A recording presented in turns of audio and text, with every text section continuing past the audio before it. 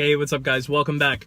As you remember in the last episode, my Jeep had broken down, left me on the side of the road. Turns out it was only the belt. It's been about a week since the incident and the Jeep's been running fine ever since, so that's out of the way. Now back to this episode.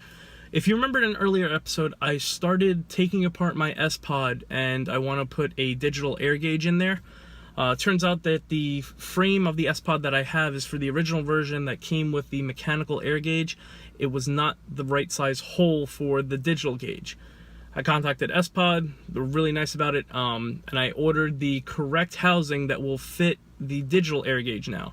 So let me get into this for you. It's a little dark, but you can get the point. Right now, all the new switches are in, so they do light up the way they should. And, you know, as I turn them on, the top part will light up as well. I'm going to take this out, I'm going to change the housing, move the switches over, and we're going to take out this mechanical air gauge and replace it with a digital one in the new housing. So, the easiest way to do that, you're going to have to remove either the soft top or the hard top, whatever you have. Disconnect the sPod. To disconnect the sPod, you're going to remove these two screws, and then there's a pull tab on the inside.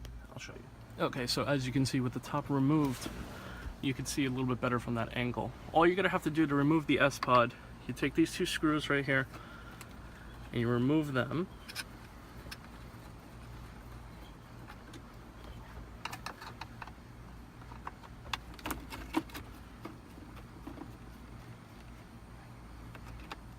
Now with these two screws removed, all that you need to do is pull that off,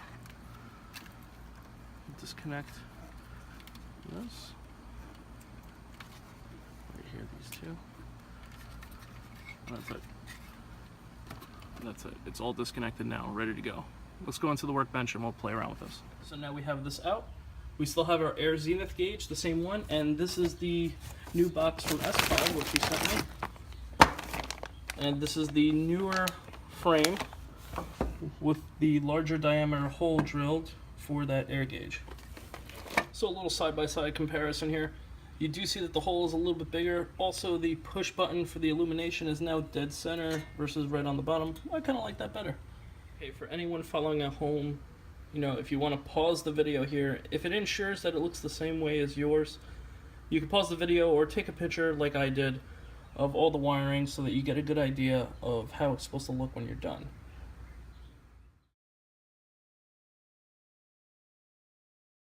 Okay guys, just to make things speed up a little bit, and I don't want to bore you with this, I'm going to time-lapse this. All I'm going to do is remove the wiring harness from here, move the switches over to this panel, rewire it, and then I'll come back to regular video.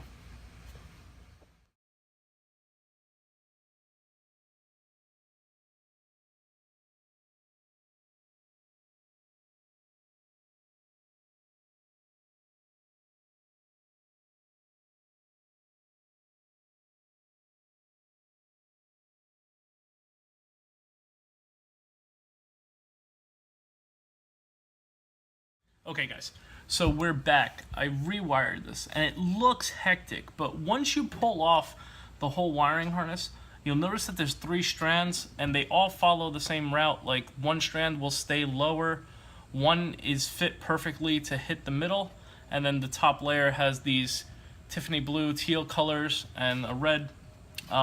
Again, you know, take a picture before you take it apart, just to be safe. But once you start and you look at that first switch and you get that one in, every other switch after that will follow the same pattern. So now I've gone ahead and I plugged everything in, and really quick I just ran up to the Wrangler, stuck this back in, made sure everything worked. It did, so I know that we're good from here. Before we go any further, so now what I did was I reached out to sPod themselves and I asked them and I told them exactly what I was going to do.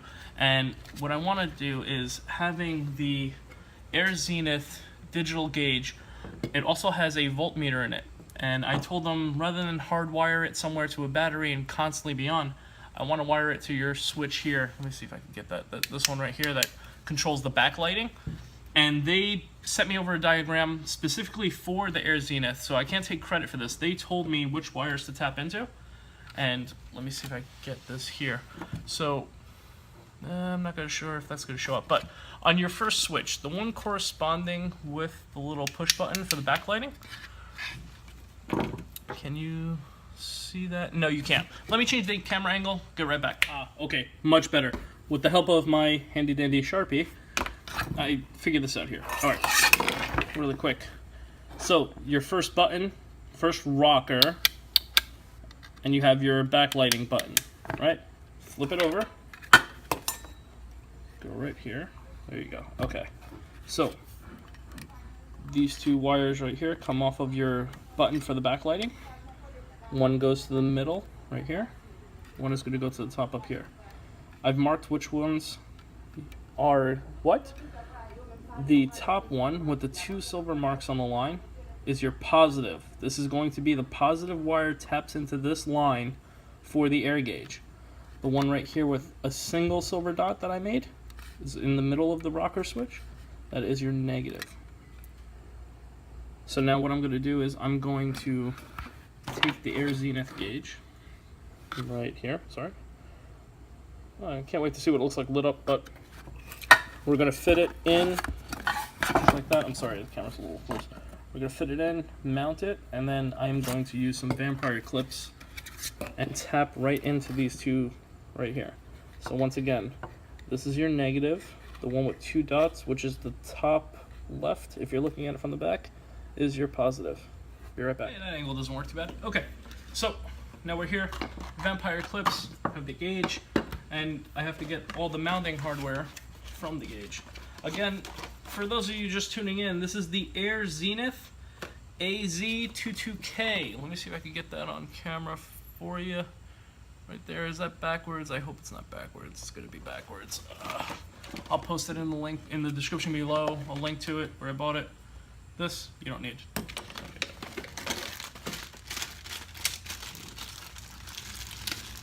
Instructions. No, I need those. I need those. Well, no, I dropped something. All right, let's see what we got here. This. Okay, so we have mounting hardware. What I dropped is probably important. Oh, there it is. Okay. Found it. Okay, got it. Got it. Okay. Alright, so this doohickey goes here. Okay, gauge is going to go in. Gauge is going to go in. This is going to go on the back of the gauge. Put it on, tighten it, holds the gauge in place. Wiring harness for the air gauge.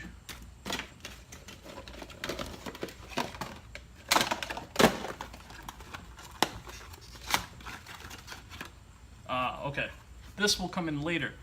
This is going to go in line to tell me the air pressure once I get a air compressor for the Jeep. Something I plan down the road. It's one of those mods that I really want, but I don't really need right now.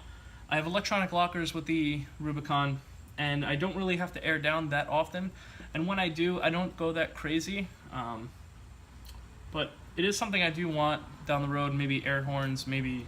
I do want to have the ability to run an air gun if need be, if I ever need it. But for now, this is going to stay in the box. I'm going to save this, because we're not going to worry about that yet. But it is in the future. I did buy the air compressor gauge, so now I got to buy the air compressor, right? I don't know what this is. A little piece of rubber tube? Don't know.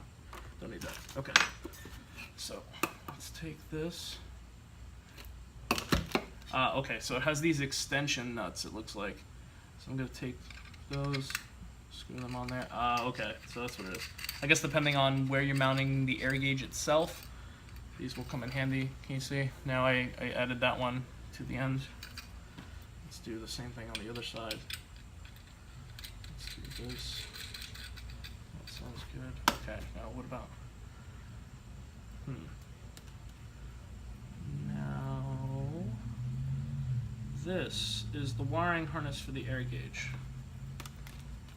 Okay. So from what I know, it goes yellow, red, black, and green. Black and green go to the solenoid that I have here that will tell me the air pressure later. So for now, the green and black I'm not going to use. Only going to use the yellow and red. Now, yellow is the negative with this air gauge. So like I said before, what we're going to do is we're going to vampire clip. Actually, you know what? I don't need all of this. I'm just going to cut most of that off. I have a pair of dice here. Trim it down. We don't need 4 feet of yellow and red. It's only got to go from the back of the gauge to the rocker switch here. So that's good enough.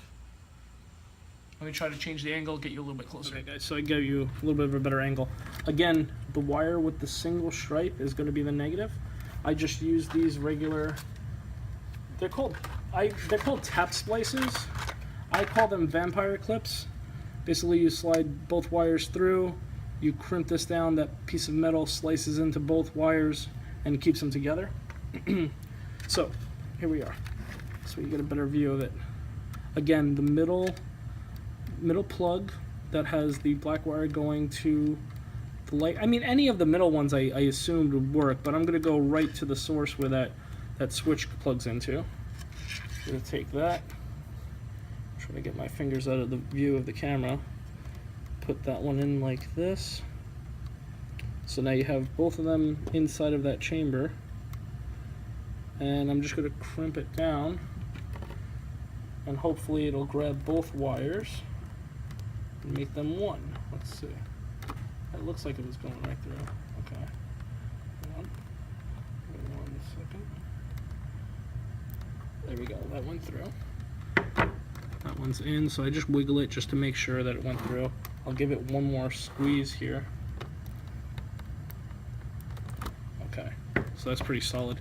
Then you take this little clasp that goes around and you lock it in place. Give it a nice little jiggle, and that should be it. Now we're going to do the same thing for the positive here, and that is the red wire. So it's going to be red going to this red one with the 2 lines.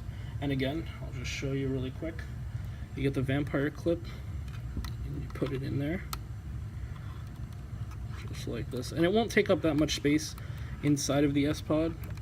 I could have probably cut them and soldered them up, but this is a little bit easier. I use a flathead screwdriver just to make sure that it gets pushed into that second channel.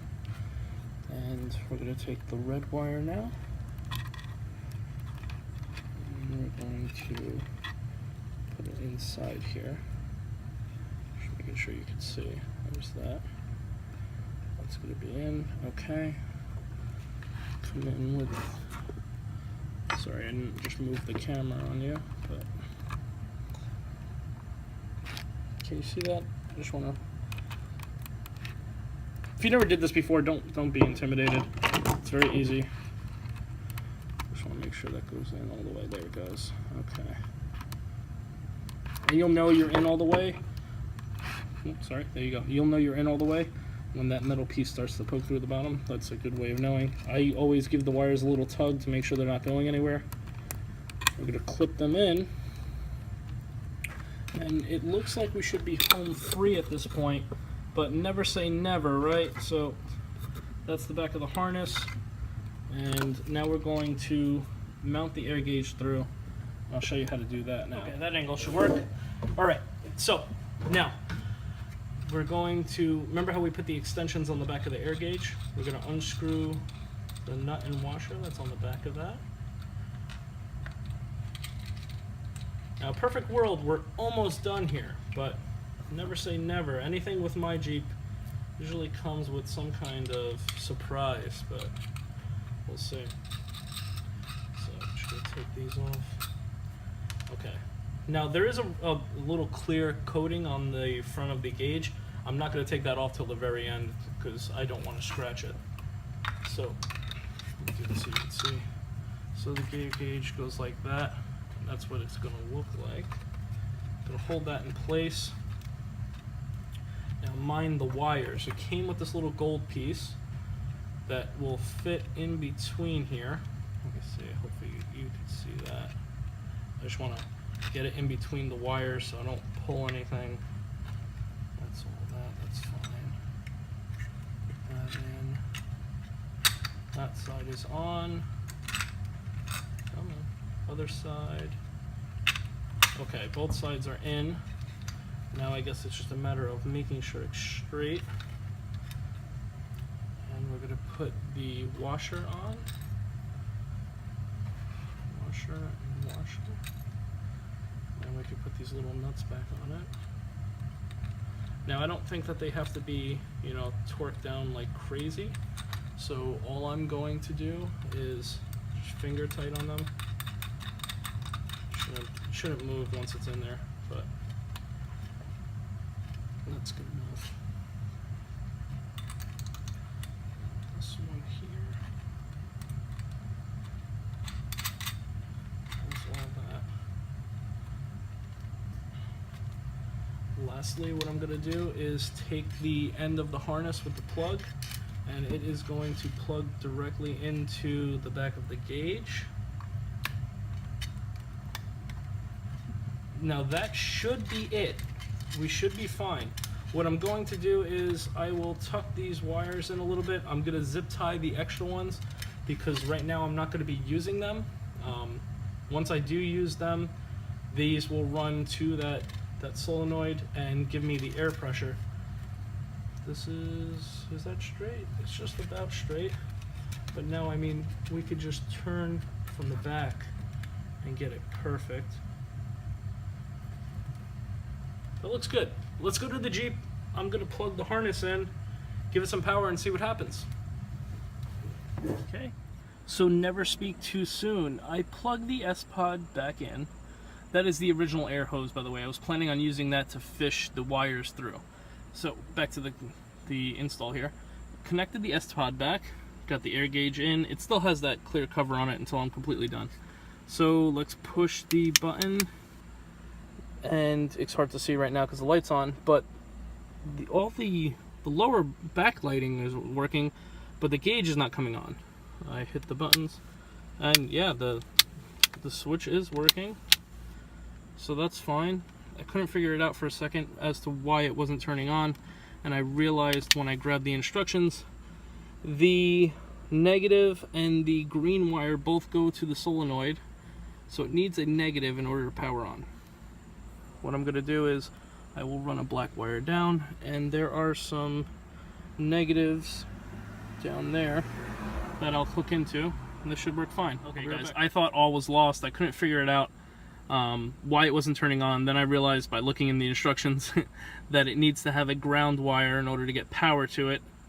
So I was debating running a negative up through the channel and down and finding one of the negative bolts underneath the dash somewhere. And before I did that, I just started snooping around to see if there was anything up here. I do have the auto defrost rear view mirror, so I know that it has power because there's a line going to it. I checked the wiring harness that's up in there, and I found a black wire with a white line on it inside of that harness. Shot of luck here, I took one of my vampire clips, clipped onto that, and ran the black wire down to the back of the air gauge, and we're gonna see if this works. Oh, look at that. Awesome. I got power. Nice. So once I do get onboard air, this will fluctuate between the battery voltage and the PSI in the tank or in the line of the air compressor. So this looks like it's working nicely. Let me shut the lights off to see what it looks like. And there you have it, guys. It's all installed, buttoned up, nice and easy. You don't want it on, shut that off. Whenever I turn on the backlighting, I will also have a voltmeter. And once I do get the onboard air, it'll show me the PSI in the tank.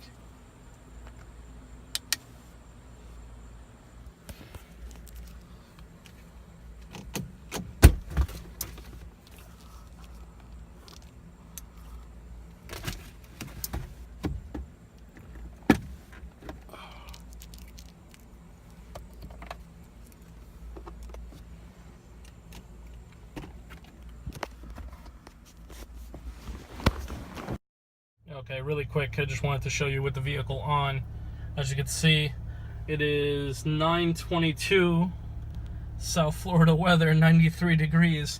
But now with the top back on and the vehicle running 13.9 volts going right now, and it will fluctuate. It will show me my PSI versus that. It's not too bright where it annoys you when you're driving, so if you do have it on while you're driving, it's fine. I think it was a good little compliment. I like it a lot better than the mechanical gauge that did not light up.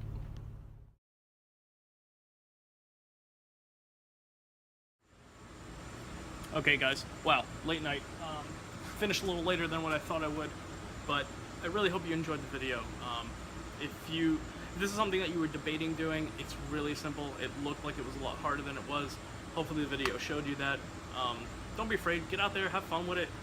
Like I said, I try to do as much as I can myself, and oftentimes I am doing these things by myself, and you just witnessed it. It's not that hard, a few minutes, and you'll be able to do the same kind of mod. If you like this video, smash that like button. If you haven't subscribed already, click subscribe. You click the little bell icon, you'll get notifications whenever I upload. I have several upgrades still in the works that are in the mail. A tire carrier is on its way. Something else that I'm a little excited about is going to be on the way too. You'll see it in upcoming videos. Again, I do this for you guys. The comments, the likes, the shares. If you see me out in public, come say hi. You'll see my Jeep, T Mogo 116 along the side. Give me a wave, say hello. Hope you guys enjoyed it. See you in the next video.